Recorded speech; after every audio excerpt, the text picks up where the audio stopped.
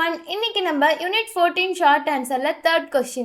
Trace the pathway followed by water molecules from the time it enters the plant root to the time it escapes into the atmosphere from a leaf.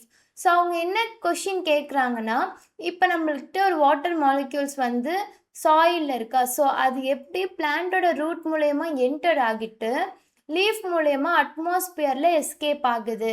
So இதோட ஒரு பாத்வேவோட trace தான் வந்து அவங்க கேட்குறாங்க. நம்ம இதை இப்போ ஈஸியாக பார்க்கலாம். எப்படின்னா, இப்போ ஃபர்ஸ்ட் வந்து இந்த சாயில், இந்த டயக்ராமில் உங்களுக்கு ஒரு விஷுவலாக காமிச்சிருக்கேன். இப்போது இந்த வாட்டர் வந்து சாயிலில் இந்த மாதிரி ட்ராப்லெட்ஸாக இருக்கும். சரியா? ஓகே, இந்த வாட்டர் மாலிக்யூல்ஸ்லாம் இருக்குது. இப்போ இது என்ன பண்ணும் அப்படின்னு கேட்டிங்கன்னா, இதில் ரூட்டில் இருக்கிற ஸோ இது வந்து இந்த ரூட் தான் இது. ஓகேவா? இந்த ரூட்டில் இருக்க இந்த குட்டி குட்டி ரூட் ஏர்ஸ் இப்படி இருக்குல்ல, ஸோ அதுதான் இது. இந்த ரூட் ஏர் வழியாக இந்த வாட்டர் வந்து ரூட் ஏருக்குள்ளே என்டர் ஆகிடுச்சு.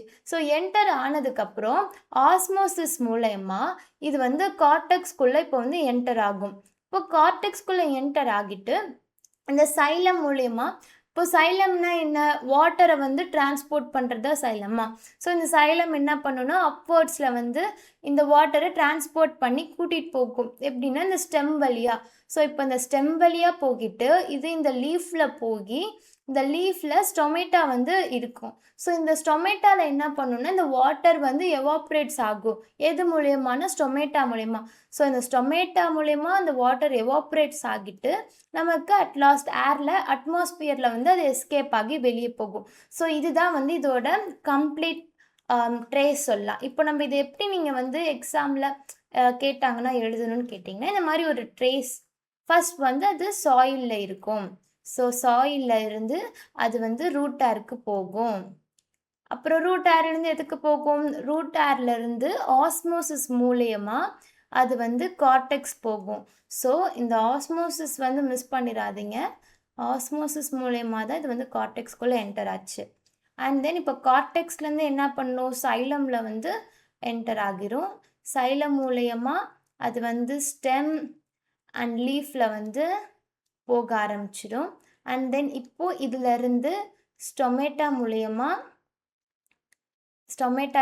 அந்த வாட்டர் வந்து எவாப்ரேட்ஸ் ஆகிட்டு அண்ட் தென் அட் லாஸ்ட் வந்து அது அட்மாஸ்பியரில் ஃபைனலாக வெளியே போகிறோம்.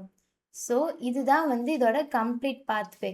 ஃப்ரம் சாயிலில் ஆரம்பித்து நமக்கு அட்மாஸ்பியரில் வந்து ரிலீஸ் ஆகி வெளியே போச்சா. ஸோ இதுதான் நீங்கள் இந்த ட்ரேஸ் தான் போடணும். இப்போ ஒரு குயிக் ரீகால்.